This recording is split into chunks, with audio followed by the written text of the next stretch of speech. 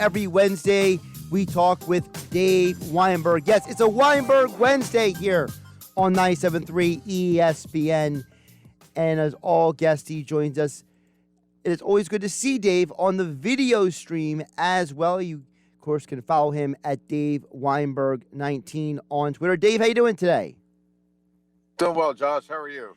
I'm doing pretty good. I mean, I'm surviving the fact that the Phillies had the most ridiculous 24 hours I can remember in a while, and the Sixers decided to stop playing basketball on Sunday. But otherwise, I'm fine. How are you doing? Yeah, I'm about the same. Oh, speaking of, I was listening to you and Mike Gill go over this day in history, and I vividly remember Rick Wise's performance back in, I guess, 50 years ago today it was. Yes. When he hit 2 home runs and threw a no-hitter. I was like in 7th grade at the time or whatever. I remember watching that on TV and just being like so excited to see somebody do something like that. It was really cool.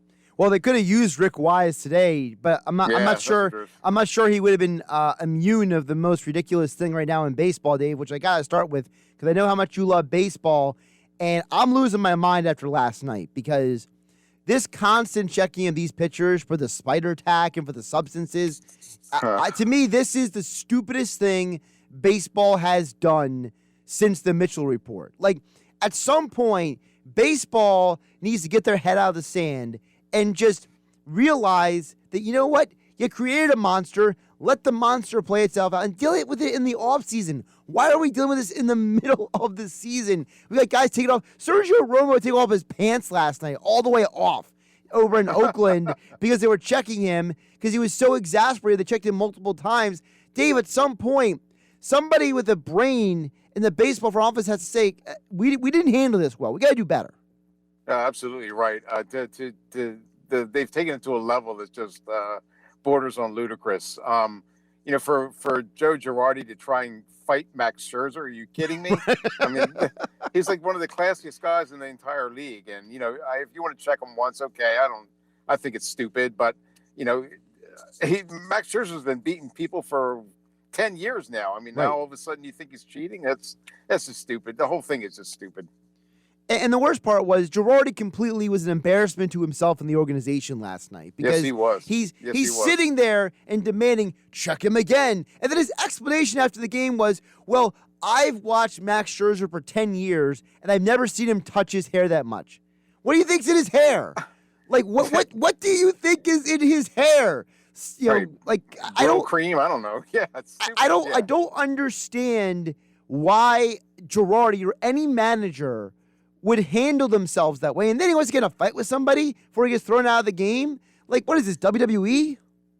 Yeah, I mean, when you're the manager of a major league team, man, I can't pretend to be in Joe Girardi's head or whatever. I mean, he's certainly one of the best managers. He was one of the best managers in the game, but to behave like that is just. It reflects not only on him but on the entire franchise, like you said, and that was just an embarrassment. It was an embarrassing moment for him and for the entire team. Dave, I mentioned this earlier today, and I want to know what you think about this. To me, I think the reason why baseball is where they're at today, with this whole spider tack and the pitchers and everything, is because baseball is always the last person to figure things out. The pitchers have been doing this for years. The hitters have allowed them to do it for years. The pitching coaches knew these pitchers were doing it for years. Just like with the steroids in baseball. The steroids were there for years before baseball decided to figure out that they wanted to, quote-unquote, clean up the game. It's like baseball is that person who only does something about a problem when they're called out on their problem. And it's just amazing to me that people are acting like, I can't believe this happened. Dave, you know why I believe it happened? Because it's baseball. Yeah, it's always been that way. I mean, corking bats, pine tar, spitballs. Yeah, I mean, we mentioned last week, it goes all the way back to like Gaylord Perry and his brother Jim doing whatever they could to do to doctor the baseball just to have it an advantage. And I don't fault the pitchers, I guess, for trying because they're always looking for an edge there. And baseball is such an offensive-minded game now, and everybody's trying to jack up the baseballs. You have that juicing with baseballs and stuff, and pitchers have to try and get even somehow to try to not give up 5 home runs in a game or whatever. But Yeah, it's just this. I don't know why they're doing this now. Wait till, like you said, wait till the end of the season and try to address it then. Don't be ruining games now for this. Yeah, now It's a circus. Yeah, now we're gonna deal with the whole year. It's going to be guys being checked, and the dumbest part is, Dave, and this is the part I don't like. And I know people don't agree with me on this. You might not agree with me either. To me, the worst part about this is the punishment. So if you're a pitcher, you get punished for 10 days. But it's 10 days with pay, but the team can't replace you on the roster for those 10 days. Why are we punishing the team for one individual's indiscretion? That part, I can't wrap my mind around. Yeah, I guess I can somewhat say because the team is the one who's probably endorsing it or allowing it. But yeah, the punishment thing seems a little bit extreme to me. I mean, just, I don't know, make him miss one start or something like that. I don't know. This doesn't. If you're a major league hitter, just hit the ball. You don't have to. What do you care about what he's putting on it? I mean, just, you're going to hit 300 no matter what if you're a 300 hitter. I just don't. You think Ted Williams bitched and moaned because I don't know, some clown from the 1940s, put spit on the ball. I mean, he hit the ball 400 feet. He doesn't care, and that's the way it should be. I just play the game, for God's sakes. Yeah, I mean, that's the other thing. Like, today, the Phillies lost 13-12. I don't think that spider tack or no spider tack affected the game today. You lost the game because your bullpen stinks, Maybe Girardi should be more concerned about why he's bringing David Hale into the game instead of... maybe just put some spider tack in the bullpen, for goodness sake. Right.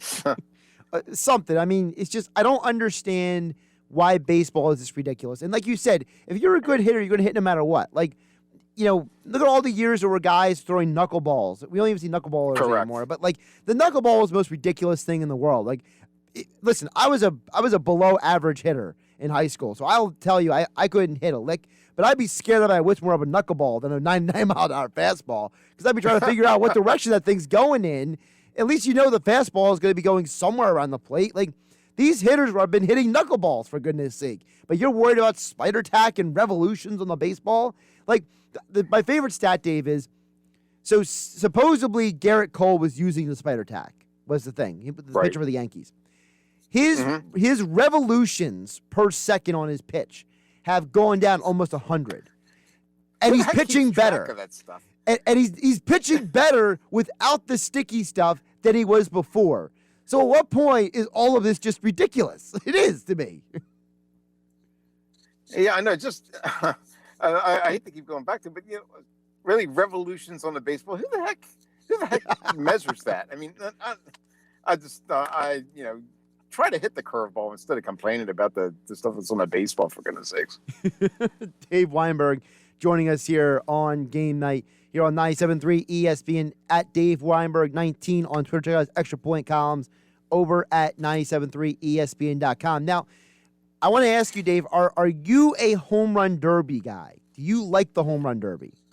Yes, I do. Okay, because I'm actually a big fan of it. I just think it lends an entertaining aspect to the game. You know what? I really got hooked on it. It sounds kind of stupid now, but when Josh Hamilton was in it and he brought his high school coach to pitch to him, I was in tears. I was so enthralled at the relationship, the way they performed in a national spotlight. I mean, I'm pretty sure he won the Derby that year. I don't know, but yeah, I'm a big fan of it. It kind of gives like a human side to the guys. They'll bring in like college buddies to pitch or their fathers or what have you. I think it's really cool personally. Yeah. See, I'm glad you said that because we can still be friends. So, listen, I like the home run derby. I think it's one of the few times that baseball understands about what it means to have fun in sports. And I'm loving the fact that it looks like it's going to be the defending champ, Pete Alonso. Shohei Ohtani's going to be in it. Vlad Guerrero Jr. is going to be in it this year. And it's at Coors Field. So I'm very... they're flying out of there. I'm very excited for the home run derby because I feel like finally would have just baseball purity. Not have to worry about all the other garbage. And that's what I love about the home run derby. To me, it's just fun. Like, I remember when Griffey was in Philadelphia and we won the home run derby, and Mark McGuire's playing for the A's, and they're just knocking the balls. Barry Bonds took the juice at Veterans Stadium, and I still remember that to this day because it was just the purity of just watching great hitters do their thing. And now it's going to be Vlad Jr. and Ohtani and Pete Alonso. And I'm just like, please sign me up. I can't wait. I don't understand. Like some of the game's best power hitters, they kind of beg you out of it. They're afraid that it's going to mess up their swing. I don't understand. I mean, you're having fun. I don't think it's going to affect you going forward. You're going to get right back to swinging the bat the way you always do when once the season resumes, and a couple of hours in the cage, and you're going to get your swing back. I'm a big fan. I really look forward to that. I really do. Well, the other funny thing is, people always talk about, the home run derby affects a guy's swing. I've heard that 100 times, but yet nobody talks about Bobby Abreu, because Bobby Abreu had a monster performance back in 2005 in the home run derby. Dave, Bobby Abreu, who, wasn't exactly the greatest player of all time. I think we all can agree on that. He wasn't like some legend of all time, but he was a solid player. So for him to win the home run derby was kind of a big deal, right? Well, Bobby Abreu, after winning the home run derby, still went on to have 44 RBIs and walked 50 times the rest of the year for the Phillies. So I don't think that walking 50 times in 73 games and having 44 RBI in 70 games means that you lost your swing because of the home run derby. Yeah, I don't get it. It's just kind of like, I guess you compare it to like golf, doing like maybe a longest drive contest, and that's worrying about your swing's going to be affected. It's not. You've been swinging the bat, you've been swinging the golf club the same way your whole life. Why would it change now? I just don't. Yeah, I think the entertainment value far outweighs any potential worries about losing your swing or what have you. I think it's one of the most exciting things in sports, quite frankly. Well, it's also the one thing that to my opinion, keeps the baseball All-Star break valuable, because most All-Star breaks at this point are absolutely pathetic. Like the NBA All-Star break is borderline what it used to be. I don't even know what they do for the hockey All-Star break anymore, honestly. And the NFL, we know that's a joke. So, by the way, you mentioned Josh Hamilton. The year he had that huge performance, I just looked it up real quick. So, in the 63 games after the All-Star break, Josh Hamilton broke all those records in the All-Star game. He was amazing. The rest of the year, for 63 games, he batted .296 with 11 home runs, 35 RBIs. And, by the way, in those 63 games, his on-base percentage was almost 380. So, not bad for a guy who's in a home run derby. Yep. So no. I mean, it's the rest of his career didn't turn out too good, but I mean, there was a time where I was I was just riveted by the way I just thought no one had a better swing than him. When he walked up to the plate, you were just almost even. I'm not talking about the All-Star game. I'm just talking about a regular game. I would just if it was on TV, I would stop what I was doing just to see him hit, because you just knew something special was going to happen every time he went to the plate. It was a real shame, that he could never overcome those personal demons. But there was a time there where he was the most exciting player in the game, in my view, anyway. Yeah, and I think when he first the first time he overcame his demons, he got over his addiction when he started playing for the Rangers and later the Angels. A lot of people viewed him as almost like, I think was he with the Reds first or no? He had that 1 year with the Reds for the Rangers. First, right? Well, he was drafted by the Rays. Okay. He was drafted by the Rays. Then he went into drug rehab. He rehabilitated himself in the Red system. Then he went from the Reds to the Rangers, won the league MVP, signed that huge contract with the Angels, backtracked, life went sideways, went back to the Rangers, got his life back on track. So, but the reason I bring it up is because I remember him. He was the guy that people always said was like the real life version of the natural. Like he was like the one guy who was like nobody had more natural ability. Yep. Yeah, he was like the living embodiment of Robert Redford's character, which I always thought was a cool comparison. Yep. That's a good point. Yeah. Yep. He didn't get shot, but yeah. Well, thank goodness. I don't want that to happen to the guy. Dave Weinberg joining me here on Game Night on 97.3 ESPN. Also, Extra Point columns over at 97.3 ESPN.com, where, Dave, you wrote about boxing is finally returning to Atlantic City. And based on what I read in your article on 97.3 ESPN.com, Dave, it's not a one-off, is it?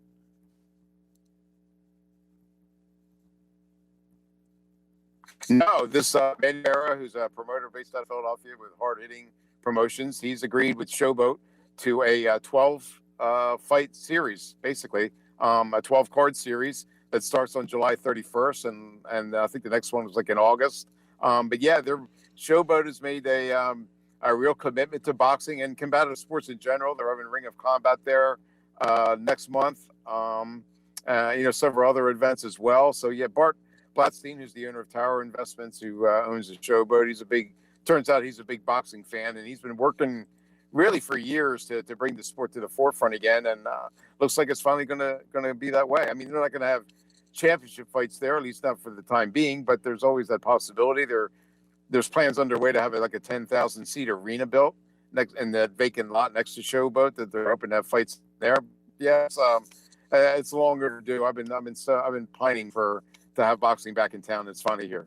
Well, it's got to start somewhere, right, Dave? I mean, you and I talk about the fact that, if you show that people will come to these events, then the events will be more interested in being here. And in a state where, let's be realistic, it was kind of a mess, getting everything's opened back up. And, a lot of people were frustrated with the rules and with the regulations and with all the layers that went into everything. Now's the time to say, hey, we can do this. We can show you we're open for business. And to me, things like this at the Showboat are an example of that, to say, hey, we are open. We're here. You can come back here. Right. And that's the case throughout Atlantic City. I mean, Hard Rock's starting to have concerts again. Ocean FL, as you know, they have some concerts planned. People seem to forget about Atlantic City for the longest time, and I couldn't really blame them. But yeah, they're back and open for business, like you said. And I'm really hoping that people start to embrace the town and the different events again, like they did before the pandemic. The other thing to see these events come back, because no events to the PFL, they weren't open to fans. It's a different animal altogether.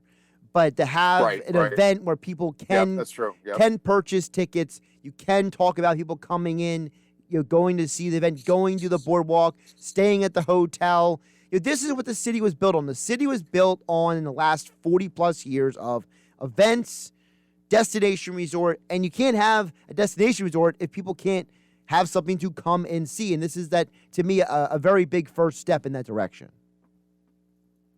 Yeah, absolutely. I agree with you. They needed to. New Jersey kind of dragged its feet a little bit, getting back into business, unfortunately. But now, they got. Now it seems like they're finally figured it out that they figured out a way to bring people back into town, and boxing will be hopefully just the start of a lot of events that will be coming back to the boardwalk. Weinberg Wednesday, Dave Weinberg joining us here on Game Night on 97.3 ESPN at Dave Weinberg 19. Speaking of your Twitter, I want to mention you retweeted a picture earlier today of someone they ran into, Jason and Travis Kelsey in Sea Isle. So I wanted to ask you, Dave, on all of your years of living in South Jersey, who is someone that stands out to you that you saw down here that maybe you remember, very vividly, or someone that surprised you at all? Oprah Winfrey, believe it or not. Okay. She was eating breakfast next to me at Uncle Bill's in Cape May a couple of years ago. I guess most people know, but maybe you don't, that her boyfriend, Stephen Graham, was a 1,000-point scorer at Middlesex High School. So, he comes back to the area quite often. She does too. She comes back to Congress Hall, and they stay at Congress Hall and visit a lot in Cape May, different establishments. So she's probably the most famous one. But I mean, I've seen Tina Fey. She comes every year. Anne Hathaway. Carson Wentz came to do some hunting with Mike Trout a couple of years ago. They stayed, actually, I think they went to Sea Isle or Avalon. I forget what it was. But I mean, there's a lot of celebrities that really, especially those who are from the tri-state area, they know the value of the Jersey Shore. And, they came back, and Miles Teller, the actor, he actually grew up in Lower Township outside of Cape May. And he comes back every year to enjoy the beach. And there's never seldom a week goes by where you don't see some celebrity in town. It's pretty cool, actually. Dave Weinberg, the mayor of Cape May, joining us here on Game Night on 97.3 ESPN. At Dave Weinberg 19 on Twitter. Also, don't forget about his extra point column about the boxing returning to Atlantic City over at 97.3 ESPN.com. And, of course, you have the podcast, Tequila and Touchdowns, with Dave Weinberg, and joining us here as well on the video stream here on Game Night on 97.3 ESPN. Dave, great conversation. Always appreciate you jumping on. Oh, thanks for having me as always, Josh. I'll talk to you next week.